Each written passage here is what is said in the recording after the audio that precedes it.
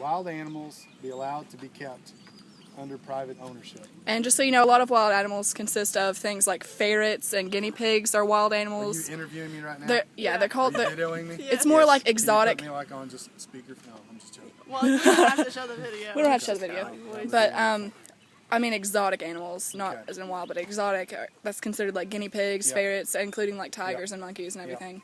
Our agency in Kentucky has a pretty strict policy when it comes to exotic animals as pets. Many of the staring at me. species, even like something as simple as a skunk, you cannot, you can't have in Kentucky, but you can in Indiana. And what it generally boils down to is, are they a carrier of disease? So skunks are bad about rabies, and so we don't want in Kentucky a lot of skunks as pets because they can carry rabies quite easily.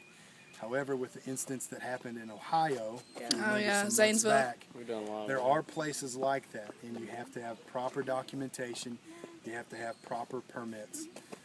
It's not something that you can just, hey, I'm going to have a bunch of animals, because what would happen is under the Lacey Act that was started in the early 1900s, you can't make money off of wildlife.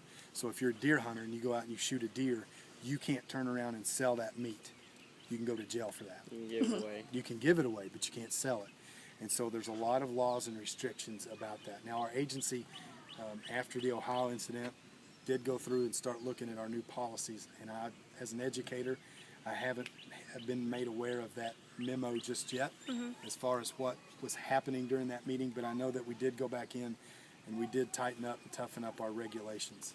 So professionally, yes, they can have them under proper permits and proper regulations, and their cells should be, their holding areas need to be inspected for regular animal humaneness.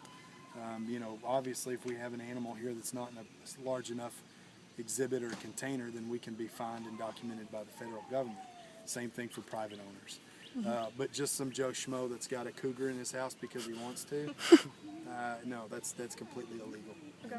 And in my opinion, Completely retarded. yeah, well said.